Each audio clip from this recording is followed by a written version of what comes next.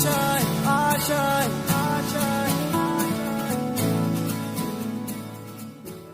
is Savan sir. Welcome to Sri Coaching Classes and Study Center.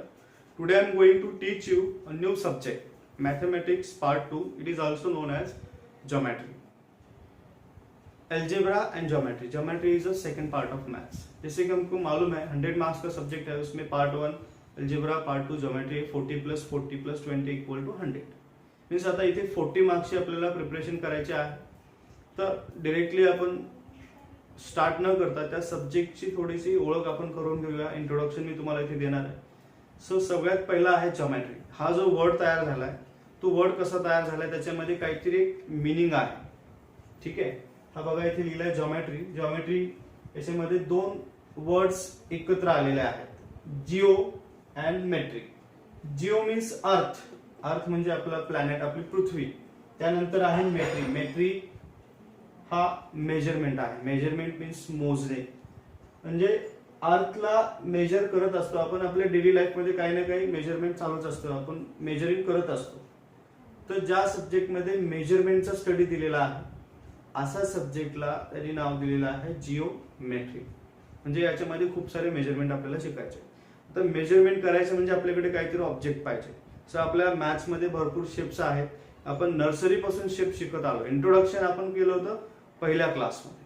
तर वेगवेगळे shapes आहेत, तुम्हाला माहिती आहे. जस्ट मी एक्झाम्पल म्हणून तुम्हाला सांगतो. ट्रायंगल आहे, क्वाड्रिलॅटरल्स आहेत, सर्कल्स आहेत, पुन्हा ट्रायंगलचे टाइप्स असतील, क्वाड्रिलॅटरलचे टाइप्स आहेत, पॉलिगॉन आहे, खूप सारे पॉलिगॉन्स आहेत, काही इतरही काही फिगर्स आहेत, रॅन्डम फिगर्स, ग्राफ्स आहेत. हे सगळं मेजरमेंट आपल्याला या सब्जेक्टमध्ये दिलेलं आहे आणि आपण पहिल्या क्लासपासून शिकत आलो. तर हा आपला एकदम एन्व्हायरमेंटचा सब्जेक्ट आहे. एन्व्हायरमेंटचं कसं आहे बघा, आपल्या आसपास जे आपण सगळं बघतोय, बिल्डिंग्स आहेत, ब्रिज तुम्ही बघताय, रोड, कन्स्ट्रक्शन, इव्हन ऍग्रिकल्चर, तर सगळ्या फील्डमध्ये सायन्स अँड टेक्नॉलॉजीचा यूज होतो. पण हे करत असताना तुम्हाला सोबत मॅथमॅटिक्सची खूप हेल्प होते. असं म्हणा की मॅथ्स ही या सायन्सची की आहे. मॅथ्स शिवाय सायन्स पुढे जात नाही. तर या सायन्सला तुम्हाला स्टडी करायचं असेल तर मॅथ्स तुमचं स्ट्रॉंग पाहिजे. तर मॅथ्सचा हा जो सेकंड पार्ट आहे त्यासाठी तुम्हाला खूप सारं नॉलेज याच्यातून मिळणार आहे. फॉर एक्झाम्पल आता इंडियाने मागच्या वर्षी चंद्रावरती एक मोहीम केली. आपल्या इकडून एक रॉकेट तिकडे आपण पाठवला, एक स्पेस क्राफ्ट तिकडे गेला, मार्सवरती पण गेला. तुम्ही मिशन मंगल पाहिला असेल. तर ते सगळं डिझाईन करत असताना त्यांना प्रत्येक एक ऑब्जेक्टचं मेजरमेंट घ्यावं लागतं आणि हे मेजरमेंट खूप इम्पॉर्टंट असतात. ते सगळे कॅल्क्युलेशन करून त्याच्यावरती हे सायंटिस्ट लोक खूप सारी मेहनत घेतात. तेव्हा पुढे जाऊन तो प्रोजेक्ट सक्सेसफुल होतो आणि आपण इथं बसून मार्सवरती इथून आपण स्पेस क्राफ्ट पाठवलेला आहे. तर हे सगळं सक्सेसफुल होण्यामागे सगळ्यात इम्पॉर्टंट रोल होता मॅथमॅटिक्सचा. तर मॅथ्सची सुरुवात आहे. ज्योमेट्री आपल्याला शिकायचं आहे. एक एक चॅप्टर आपल्याला करून पुढे जायचंय. तर आता ज्योमेट्रीची 10th स्टँडर्डचा जो टेक्स्ट बुक आहे त्याची मी तुम्हाला या ठिकाणी ओळख करून देणार आहे. तर टेक्स्ट बुक म्हणलं की सगळ्यात पहिलं पेज काय असतं, टेक्स्ट बुकचं इंडेक्स. तर इंडेक्स आपल्याला बघायचं आहे की आपल्या टेक्स्ट बुकमध्ये यावर्षी इयत्ता 10वीला किती चॅप्टर आहेत, त्याचं मार्क्स वेटेज कसं आहे हे आपल्याला बघायचं. Okay students, index page. Index page मध्ये आपल्या यावर्षी 7 लेसन आहेत मॅथ्स पार्ट 2 मध्ये, म्हणजे ज्योमेट्री मध्ये. तर हे 7 लेसन कोणते आहेत, त्याची लिस्ट आणि त्याचे मार्क्स वेटेज दोन्ही गोष्टी तुम्हाला नोटबुक मध्ये घेऊन घ्यायच्या आहेत. जसं आपण मॅथ्स 1 मध्ये बघितलं 6 लेसन आणि 40 मार्क्स होते, तसंच इथं 7 लेसन आहेत आणि 40 मार्क्स आहे, म्हणजे एक लेसन एक्स्ट्राचा आहे. ते लेसन आता तुम्हाला इथे दिसत असतील. या ठिकाणी आहे index page, lesson number 1 similarity. तर सिमिलॅरिटी पहिला चॅप्टर आहे, याला आपल्याला बोर्डाकडून दिलेले आहेत 10 मार्क्स. आता हे जे मी मार्क्स तुम्हाला सांगतोय हे मार्क्स कुठून आणि कसे सांगतोय, तर हे मार्क्स बोर्डचा क्वेश्चन पेपर जो असतो आपला 60 मार्क्सचा पेपर येतो बघा, त्यापैकी आपल्याला 40 मिळवायचे आहेत, पण सॉल्व्ह करायचं 60 मार्क्सचा with extra with optional question. तर हे एक्स्ट्रा मार्क्स काउंट करून मी तुम्हाला मार्क्स वेटेज देतो आणि हे बोर्डाकडून आलेलं आहे. त्यामुळे तुमच्याकडे टेक्स्ट बुक असेल, नोटबुक असेल, काही मुलांकडे टेक्स्ट बुक नाहीये तर तुम्ही नोटबुकचं पहिले पेज हे इंडेक्सच लिहून घ्या. वरती लिहा number 1 similarity, lesson number 1 10 marks. तुम्हाला लिस्टमध्ये सेकंड नंबरचा लेसन दिसतोय. सेकंड नंबर आहे पायथागोरस थिअरम. हा खूप फेमस मॅथमॅटिशियन आहे पायथागोरस. आपण 7th स्टँडर्ड पासून पायथागोरसचं नाव ऐकत आलो आहोत. तर पायथागोरसचा सेपरेट लेसन आहे यावर्षी. त्याला दिलेले आहेत 7 मार्क्स. लेसन नंबर 3 याला सगळ्यात जास्त मार्क्स आहे, तो आहे सर्कल. नंबर ऑफ थेरम पण याच्यामध्ये जास्त आहेत, मॅक्सिमम थेरोटिकल पार्ट आहे. हा लेसन आहे 3 सर्कल. नंबर 4 आहे जॉमेट्रिक कन्स्ट्रक्शन. बऱ्याच मुलांना ड्रॉइंग करायला आवडतं. हा ड्रॉइंगचा चॅप्टर आहे, एकदम स्कोरिंग लेसन आहे, खूप सिम्पल आहे. असं म्हणा की मॅथ्स पार्ट 2 म्हणजे सगळ्यात इझी चॅप्टर कुठला असेल तर हा वाला आहे जॉमेट्रिक कन्स्ट्रक्शन. याला फक्त 7 मार्क्स आहे. नेक्स्ट चॅप्टर आहे कोऑर्डिनेट ज्योमेट्री. कोऑर्डिनेट ज्योमेट्री पण इझी आहे, याच्यामध्ये ग्राफचा स्टडी आहे. हा अल्जेब्राशी कनेक्ट करणारा लेसन आहे. Coordinate geometry 7 marks. त्यानंतर पुढचा लेसन आहे ट्रिग्नोमेट्री. ट्रिग्नोमेट्री आपण लास्ट इयर स्टडी केला होता, म्हणजे 9th मध्ये त्याची सुरुवात झाली, इंट्रोडक्शन पार्ट होता. आता त्याचा थोडा ऍडव्हान्स स्टडी ट्रिग्नोमेट्री या लेसन मध्ये आपल्याला दिलेला आहे. याला पण 7 मार्क्स आहे. तर लास्ट चॅप्टर आहे मेन्सुरेशन. मेन्सुरेशन हा 10th स्टँडर्डचा शेवटचा चॅप्टर आहे. याच्यामध्ये तुम्हाला 3D ऑब्जेक्ट आहेत ते स्टडी करायचे आहेत. याला आहे 10 मार्क्स. तर बघा इथे 10 मार्क्सचे 2 लेसन आहेत, पहिला आणि शेवटचा. याला दोघांना 10 मार्क्स आहेत. मॅक्सिमम स्कोरिंग चॅप्टर आहे सर्कल, याला 12 मार्क्स आहे आणि बाकी सगळे चॅप्टरला 7 मार्क्स आहे. तर अशी इंडेक्स आहे, तुम्ही नोट डाऊन करा. पुढचा पार्ट, आता टेक्स्टबुकला आपल्याला पूर्ण अनालिसिस टेक्स्टबुकचं बघायचं आहे. टेक्स्टबुकमध्ये अजून काय काय दिलेलं आहे. जसं लँग्वेजमध्ये 4 डिपार्टमेंट असतात, तसं आपल्या मॅथ्समध्ये पण 4 डिपार्टमेंट आहेत. म्हणजे त्या टेक्स्टबुकला मी माझ्या अँगलने 4 वेगवेगळ्या डिपार्टमेंटमध्ये डिव्हाइड केला. त्याच्यामध्ये पहिला पार्ट येतो सॉल्व एक्झाम्पल. बरेच स्टुडंट याला इग्नोर करतात. सॉल्व एक्झाम्पल मीन्स हे आन्सर तुम्हाला टेक्स्टबुकमध्ये रेडी दिलेले आहेत. हे यासाठी दिलेले आहेत की तुम्ही यांना रेफर करून पुढचे एक्झाम्पल सॉल्व करायचे. ते इझी असतात. आन्सर, मेथड, स्टेप सगळं काही डिटेलमध्ये तुम्हाला टेक्स्टबुकमध्ये दिलेलं आहे. या मेथडने दिलंय की टेक्स्टबुक तुम्हाला शिकवत आहे. या प्रकारे टेक्स्टबुक डिझाईन केलं, एक्सपर्ट लोकांनी टेक्स्टबुक बनवलं. तर हे सॉल्व एक्झाम्पल तिथे दिलेले आहेत. तुम्ही आपण सगळे काउंट केले टेक्स्टबुकमध्ये, तर टोटल टेक्स्टबुकचं अनालिसिस मी तुम्हाला सांगतो. हे कुठेही तुम्हाला मिळणार नाही, लिहून घ्यायचंय, तुम्ही नोट डाऊन करायचंय. तुम्हाला दिसत असेल स्क्रीनवर. सॉल्व एक्झाम्पल आहेत 79. हे सगळ्या चॅप्टरचे मिळून मी सांगतो. त्यानंतर आहेत प्रॅक्टिस सेट. जसं आपण कुठल्याही टुर्नामेंटमध्ये जातो तिथे पहिलं क्वालिफाईंग राऊंड असतो. क्वालिफाय झाल्यानंतर मग round 1, round 2, quarter final, semi final, final असे लेवल असतात. त्या प्रकारे हे आहे. तर प्रॅक्टिस सेट आहे टोटल 22 लेसन. तुम्हाला माहिती 7 चॅप्टर आहे. 7 चॅप्टरचे सगळे जर आपण काउंट केले, प्रॅक्टिस सेट म्हणजे तुमची प्रॅक्टिस ही आहे टोटल 22 प्रॅक्टिस सेट. त्यानंतर आहे प्रॉब्लेम सेट म्हणजे सेमी फायनल. तर तुम्ही प्रॅक्टिस सेट आणि सॉल्व एक्झाम्पल चांगल्या पद्धतीने सॉल्व केले असतील, थेरम्स तुम्हाला माहिती असतील, तर तुम्ही प्रॉब्लेम सेटसाठी तयार आहात. तर प्रॉब्लेम सेट आहे त्या टेक्स्टबुकमध्ये 7 प्रॉब्लेम सेट तुम्हाला एक्स्ट्राचे सॉल्व करायचे आहेत. या प्रॉब्लेम सेटमधून 1, 2 किंवा 3 एक्झाम्पल बोर्ड एक्झाममध्ये येत असतात. ठीक आहे. त्यानंतर आहे एक मॅथ्स पार्ट 2 मध्ये थेरम नावाचा एक प्रकार असतो, तो सगळ्यांना माहिती आहे. मॅथ्स 1 मध्ये थेरम नसतात, पण मॅथ्स 2 मध्ये थेरम आहे. तर टोटल थेरम आणि त्याचे कॉन्व्हर्स, थेरम ऍक्च्युअल आणि त्याचा कॉन्व्हर्स एक पार्ट असतो. सगळे अकाउंट करून विथ प्रॉपर्टी टोटल टेक्स्टबुक मध्ये 25 थेरम्स आहे. तर हा 25 नंबर तुमच्या पुढे आहे. 25 थेरम स्टडी केल्यानंतरच तुम्ही सॉल्व एक्झाम्पल, प्रॅक्टिस सेट आहे, प्रॉब्लेम सेट सॉल्व करू शकता. आता थेरम पण एक्झामला येणार आहे. आपल्या एक्झाम मध्ये फक्त एक थेरम येतो. प्रॉब्लेम सेट मधून एक क्वेश्चन येतो, सॉल्व एक्झाम्पल मधून 1-2 क्वेश्चन येतात आणि मॅक्सिमम क्वेश्चन हे प्रॅक्टिस सेट मधून असतात. याचा अर्थ असा नाही की फक्त प्रॅक्टिस सेट करायचं, तुम्हाला पूर्ण टेक्स्टबुक स्टडी करायचं आहे. कारण आपल्याला बोर्ड एक्झामला जायचं आहे. बोर्ड एक्झाम ही स्टेट लेवलची एक्झाम आहे. त्यामुळे आपल्याला या पद्धतीने विचार करायचा. आता 9th स्टँडर्ड मध्ये काय पॅटर्न होता तो पूर्णपणे सोडून द्या. पण 10th ला फुल टेक्स्टबुक बोर्ड एक्झामला येतं आणि आपल्याला सगळेच्या सगळे एक्झाम्पल तिथे सॉल्व्ह करायचे आहे. ठीक आहे, स्टार्ट करायचं. मग इंडेक्स मधला पहिला लेसन आहे similarity. See student, today's chapter is similarity. This is the first chapter. We have 10 marks in board exam for this lesson. Very important lesson. Before starting practice it, we have to study some theoretical part. So what is mean by similarity? In this word we have similar. Similar या word पासून similarity word form झालाय. Similar म्हणजे आपल्याला माहिती आहे इंग्लिशमध्ये similar म्हणजे 2 एकसारख्या दिसणाऱ्या गोष्टी. एकसारख्या, समरूप, मराठीमध्ये याला समरूपता असे म्हणतात. समरूप, समान रूप असलेल्या दोन व्यक्ती, दोन वस्तू किंवा दोन फिगर असू शकतात. त्या ठिकाणी बोर्डवर तुम्ही बघताय दोन एकसारखे दिसणारे दोन ट्रायंगल आहेत.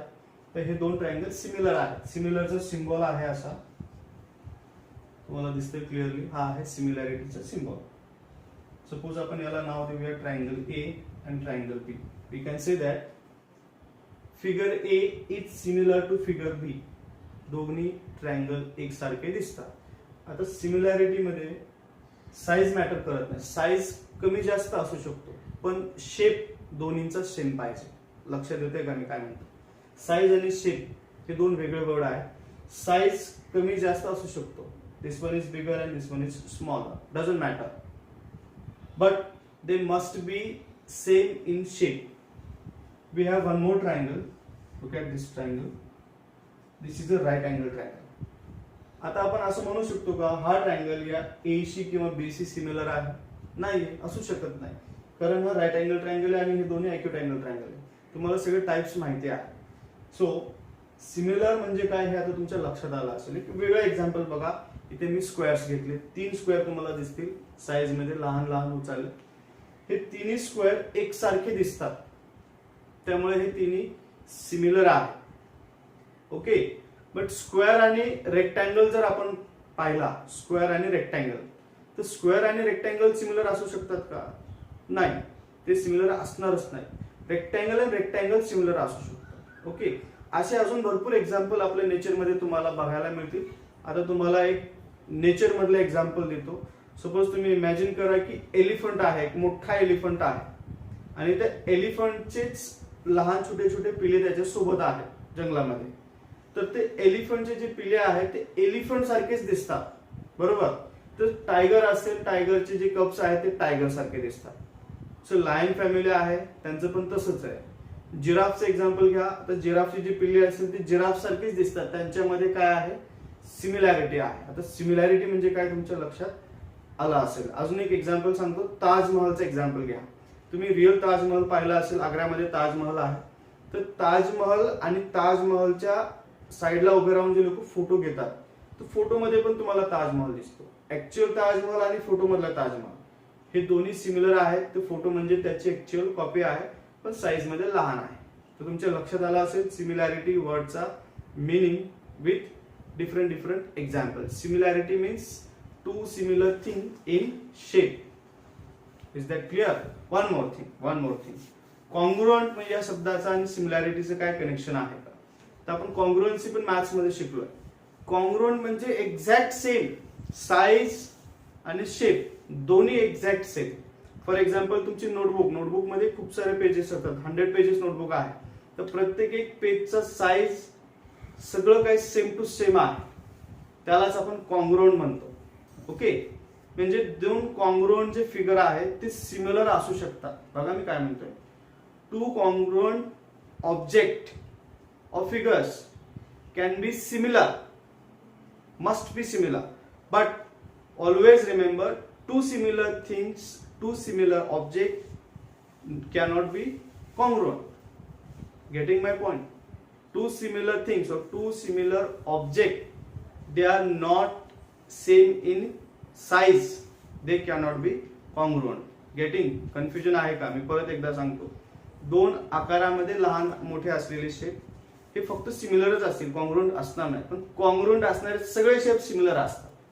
तुमच्या लक्षात आलं असेल. ठीक आहे, तर आता आपण पुढे जाऊया.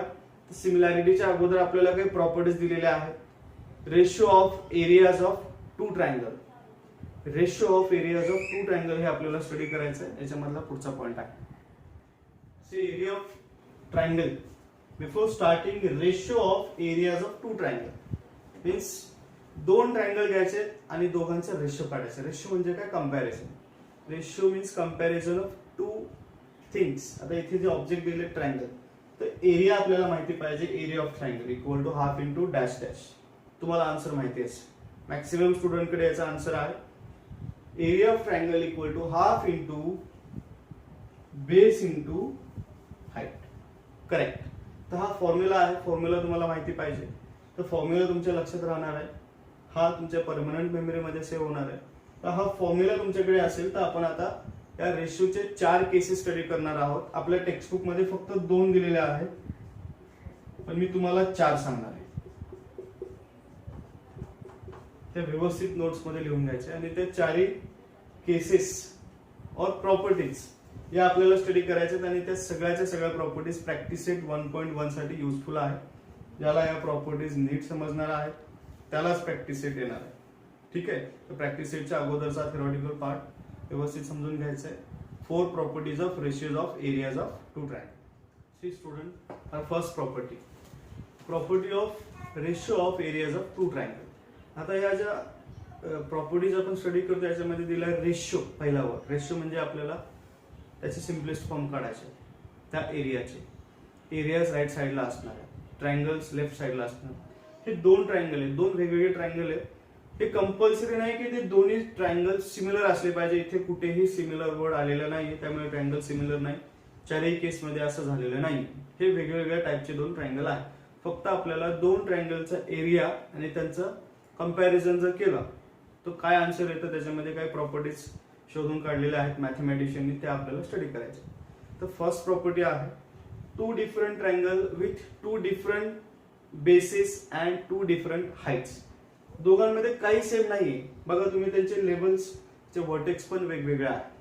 ट्रायंगल एबीसी याच्यामध्ये तुम्हाला एडी लाईन दिसते. एडी ही परपेंडिक्युलर आहे. हा सिम्बॉल आहे परपेंडिक्युलरचा. परपेंडिक्युलर सिम्बॉल म्हणजे तुम्हाला यावरून लक्षात येते की हाईट आहे. AD is a height of triangle. तर हाईट भेटली की लगेच बेस पण सापडतो, कारण हाईटशीच कनेक्टेड असतो बेस. हा जो आहे बेस बीसी तुम्ही बघताय, ज्याला परपेंडिक्युलर असतो तीच हाईट असते. Okay, AD perpendicular to BC, that's why BC is the base of triangle and AD is a height. In second triangle PQR, PS is a height of triangle where the QR is a base of triangle. Okay, let us see ratio of areas of two triangle.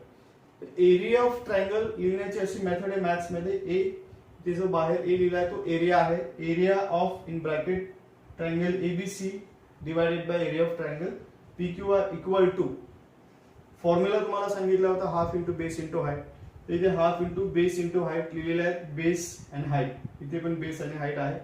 BC eddy QR आणि PS. Okay, तर या ठिकाणी half of cancel होतो division मध्ये. आपण division करतोय, half निघून गेला, फक्त राहिला base into height, base into height. हे दोन्ही वेगवेगळे आहे. तर पहिली केस आहे फर्स्ट प्रॉपर्टी, याच्यामध्ये काही सेम नाहीये, अनकॉमन आहे सगळं काही. तर ह्याला जनरल फॉर्म मध्ये आपण असं लिहू शकतो. तुम्हाला लक्षात हे ठेवायचंय, रायटिंग मध्ये पूर्ण लिहायचं, जेवढं तुम्हाला बोर्डवर दिसतं ते सगळं लिहून घ्यायचंय. पण लक्षात ठेवताना फक्त एवढं शॉर्ट मध्ये लक्षात ठेवायचंय.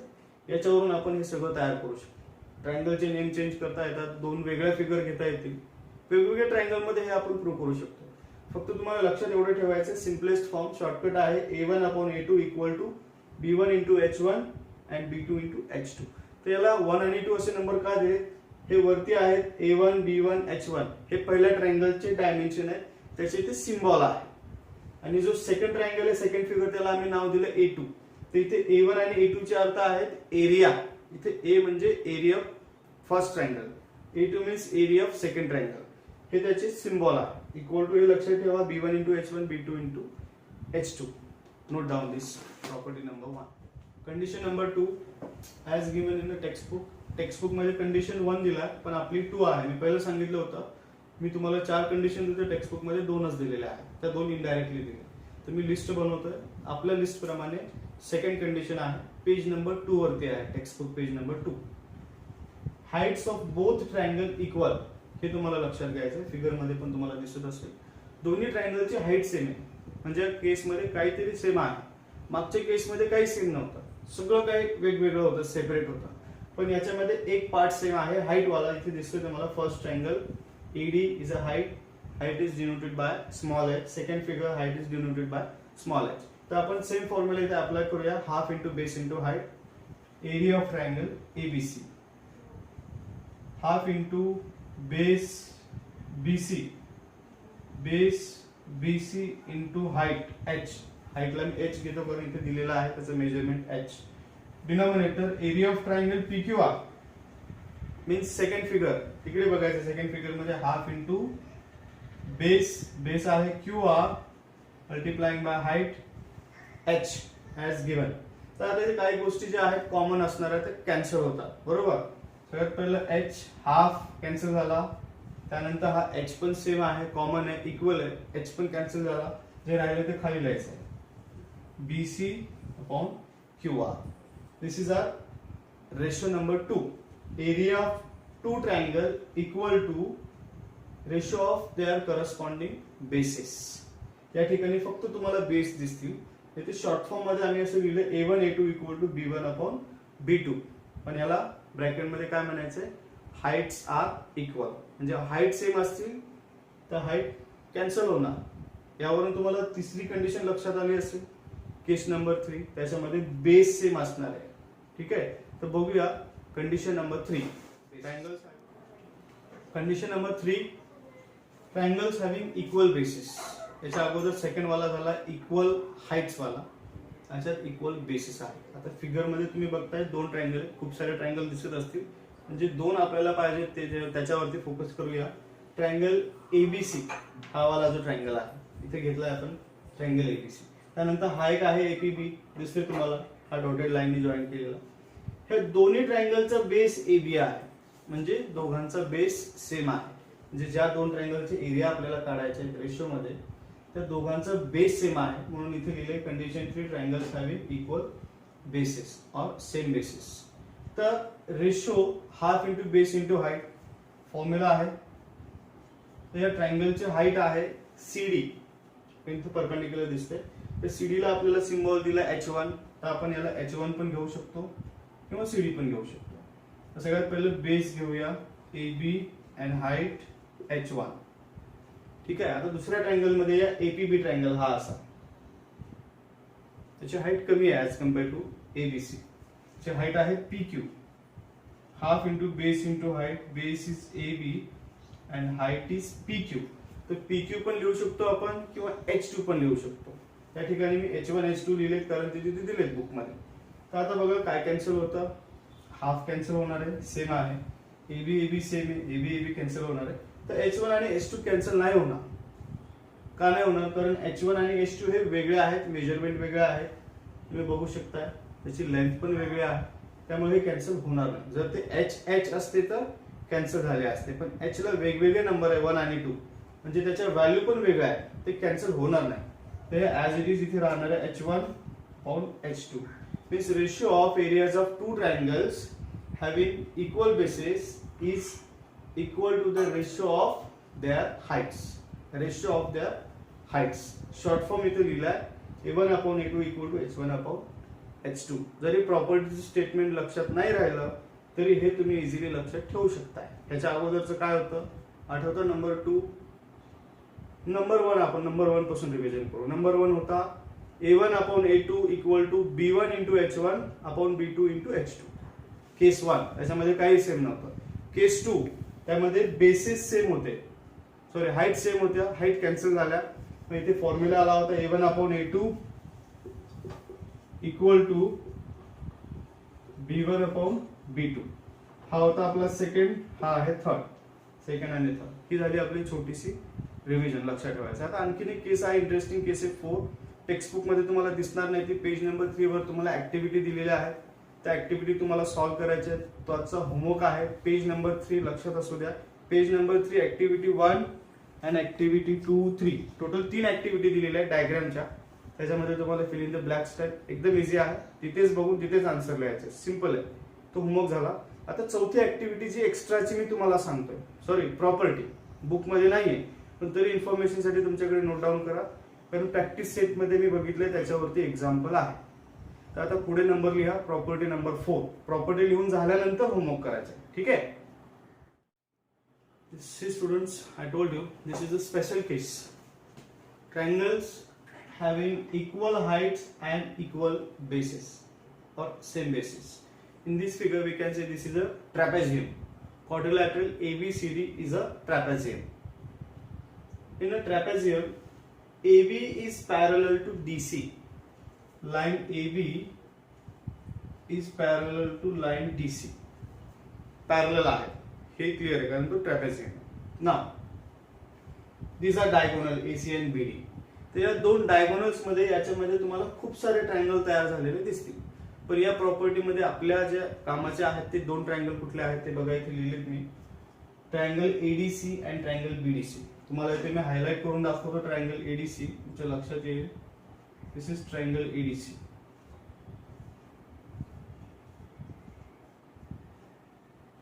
हा जो हायलाइट केलेला पार्ट आहे हा आहे ट्रायंगल एडीसी. याच्यासारखाच सेम कॉपी असलेला त्याचा ट्रायंगल बीडीसी तुम्हाला इथे दिसत असेल. हा असा दिसतोय बीडीसी. स्क्रीन पॉज करून बघा किंवा स्क्रीनशॉट घ्या, तुमच्या लक्षात येईल. त्या फिगर मध्ये दोन ट्रायंगल इथे लिहिलेले आहेत, एडीसी आणि बीडीसी. आता याच्यामध्ये पॅरलल लाईन आहे. पॅरलल लाईन्स आहेत म्हणजे त्याच्या हाईट सेम असणार, बरोबर आहे. हाईट मी इथे घेतल्या नाही पण त्याच्या हाईट सेम आहे. आता बेसिसचा विचार करू आपण. ह्या दोन ट्रायंगलचा बेस काय आहे हा बघा, एडीसी अँड बीडीसी. एडीसी आणि बीडीसी मध्ये डीसी रिपीट होत आहे. डीसी हे रिपीट होतोय. डीसी हा ट्रायंगलचा बेस आहे. त्यामुळे आपण इथे घेऊया दोघांच्या हाईट सेम आहे. So H into DC, H into DC. इथे आहे half and half. Half into height into base. ते काय सगळं सेम आहे तर सगळं काही कॅन्सल होणार आहे, काहीच राहणार नाही. सगळंच कॅन्सल झालं. सगळंच कॅन्सल झालं म्हणजे राहिलं काय, शेवटी रेशो मध्ये येतो 1/1, 1:1. म्हणजे याचा एरिया, जर पहिल्या ट्रायंगलचा एरिया 50 स्क्वेअर सेंटीमीटर असेल तर दुसऱ्या ट्रायंगलचा पण एरिया 50च असणार, 50 स्क्वेअर सेंटीमीटर. तर 50 डिवायडेड बाय 50 केलं तर आन्सर काय येतं 1/1. आता हे न्यूमरिकल मी सांगितलं तुम्हाला. म्हणजे काय, दोन्ही ट्रायंगलचा एरिया सेम आहे. सांगायचा पॉईंट काय आहे, जर ट्रायंगलचे हाईट आणि बेस सेम असतील त्याचं येणारा आन्सर सेम असणार आहे, एरिया सेम येणार आहे. म्हणजे त्याचा रेशो जर तुम्ही बनवला, एरिया काही असो, त्याचा रेशो तुम्ही बनवला ते दोन्ही नंबर कॅन्सल होतात, राहतं काय शेवटी 1:1. तर याला जनरली आपण असं लिहू शकतो जनरल फॉर्म मध्ये, area of both the triangles are same, equal, हे लिहू शकता तुम्ही. हे आहे केस नंबर 4. आता चारही केसेस तुमच्या झालेल्या आहेत. तुम्ही नोट्स बनवायच्या आहेत आणि याच्यानंतर आता तुम्हाला प्रॅक्टिस सेट येणार आहे. पुढच्या लेक्चरमध्ये मी तुम्हाला प्रॅक्टिस सेट शिकवणार आहे. तर जॉमेट्रीचे लेक्चर असे होतील, एक दिवस थेअरी होईल आणि एक दिवस एक्झाम्पल्स होतील. ओके, तर तुम्हाला डेली होमवर्क मिळणार आहे. तर आजचा होमवर्क आहे तो मी तुम्हाला व्हिडिओच्या शेवटी देणार आहे. व्हिडिओ पूर्ण बघायचा आहे. व्हिडिओच्या शेवटी तुम्हाला होमवर्क दिलेला आहे. आजची डेट लिहायचा, नोट्स लिहायच्या आणि HW कम्प्लीट करून मला पाठवायचं. Okay, thank you.